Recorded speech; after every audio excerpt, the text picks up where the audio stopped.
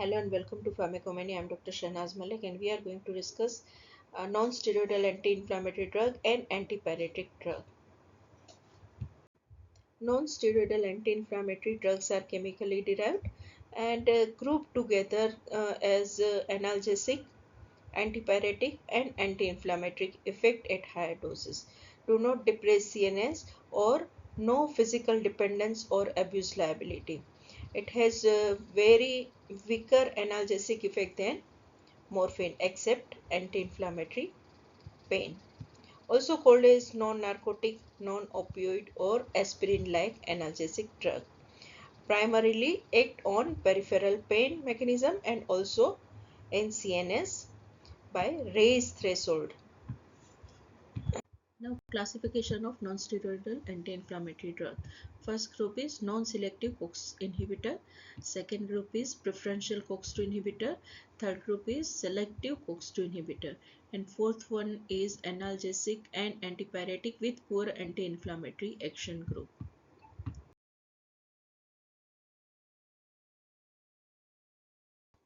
Non-selective COX inhibitors are, first group is salicylate, drug is aspirin. Propionic acid derivatives are ibuprofen, naproxen, ketoprofen, flurbiprofen. Phenamate group drug is mefenamic acid. Enoic acid derivatives are piroxicam and enoxicam. Acetic acid derivatives are ketorolac and endomethacin.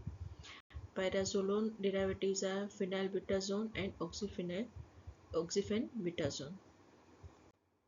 In COX-2 inhibitor, there are two groups, preferential COX-2 inhibitor and selective COX-2 inhibitor.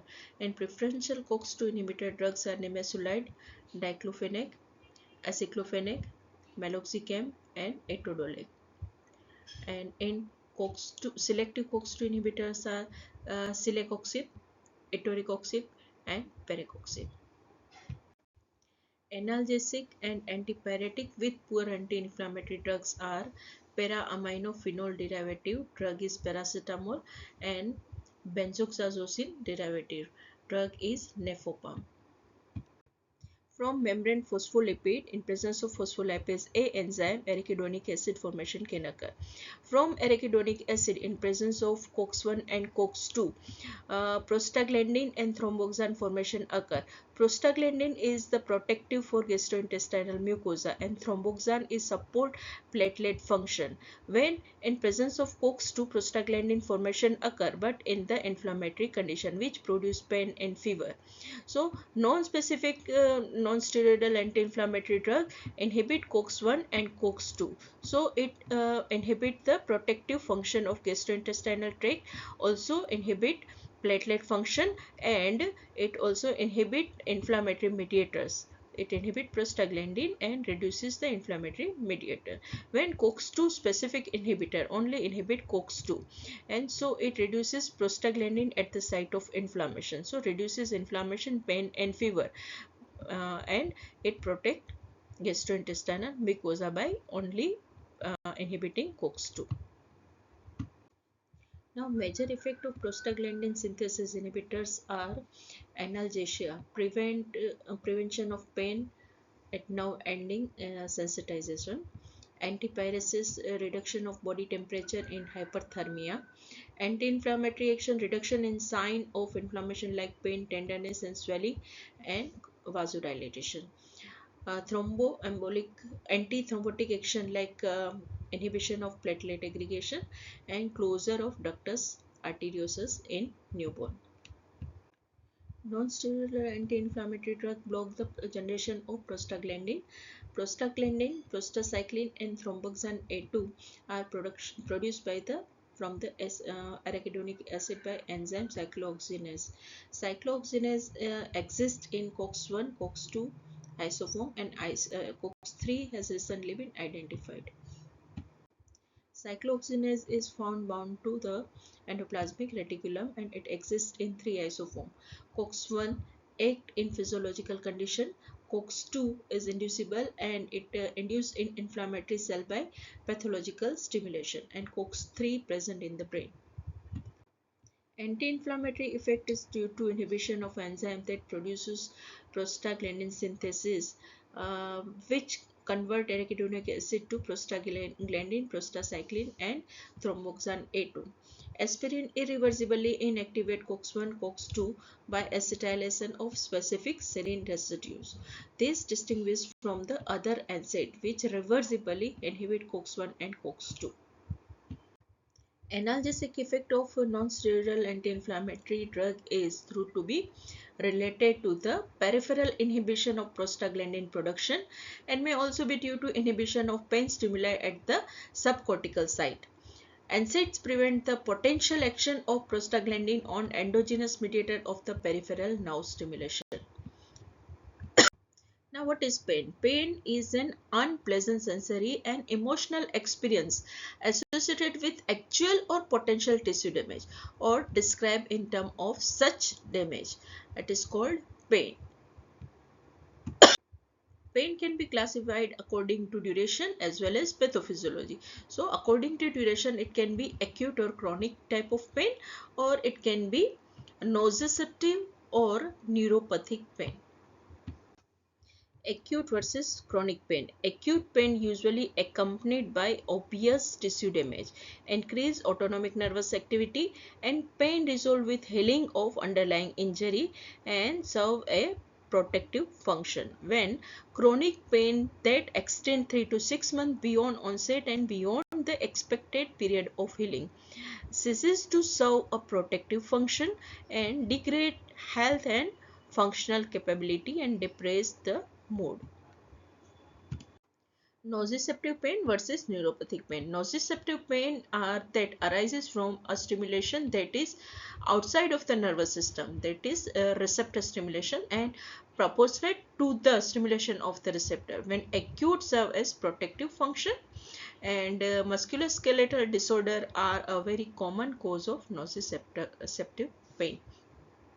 When neuropathic pain is initiated caused by a primary lesion or dysfunction in the nervous system, no nociceptive stimulation required and disproportionate to the stimulation of receptor.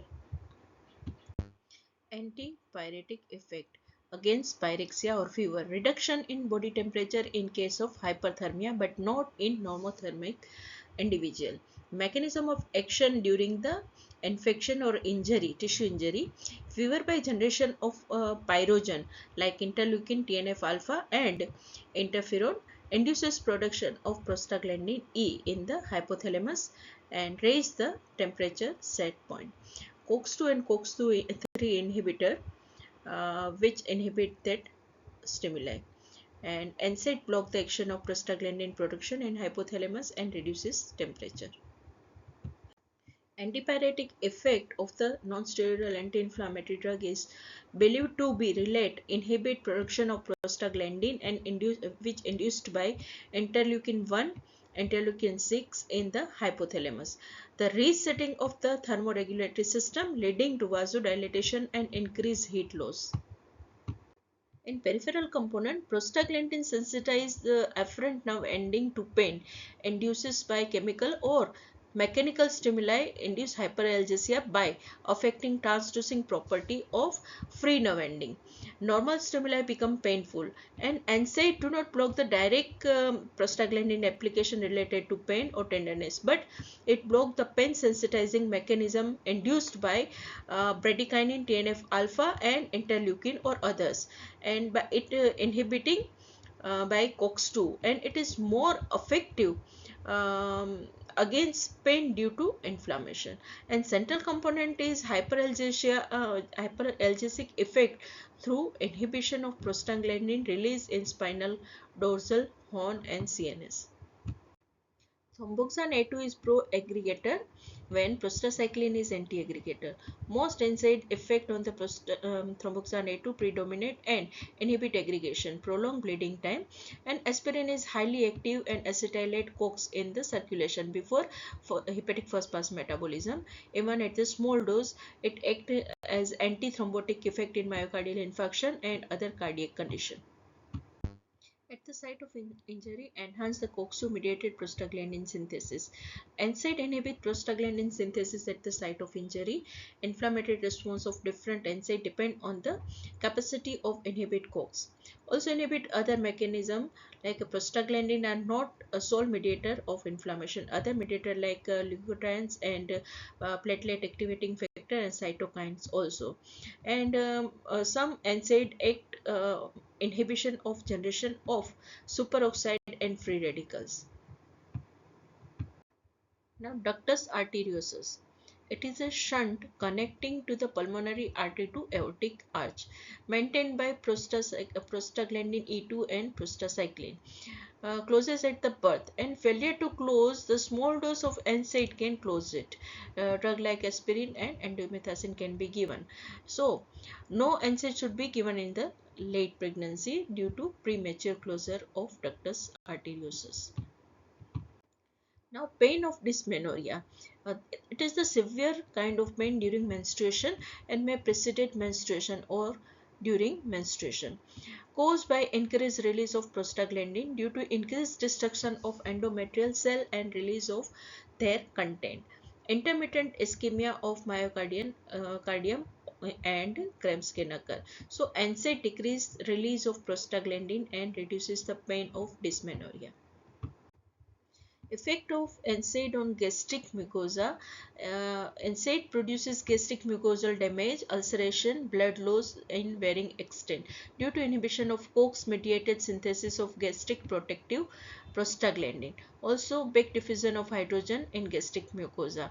Deficiency of prostaglandin reduces mucus and bicarbonate secretion and promote mucosal ischemia. Enhance aggregative factor over defensive factor, which is ulcerogenic. And drugs which can be used in ulcer like paracetamol, which is free of gastric toxicity, selective COX-2 inhibitor, and misoprostol can be given in gastric damage.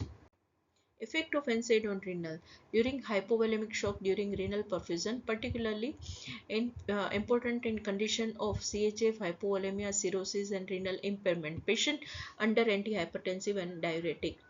Prostaglandin causes intrarenal regulation, renal vasodilatation, inhibition of tubular reabsorption, furosemide-like effect like inhibition of chloride reabsorption, and increased excretion of sodium and potassium and water. When NSAID block this renal effect by inhibition of prostaglandin and impairment of renal blood flow, sodium and water retention, and papillary necrosis on prolonged use. Thank you for watching the video, and please like, share and subscribe the channel.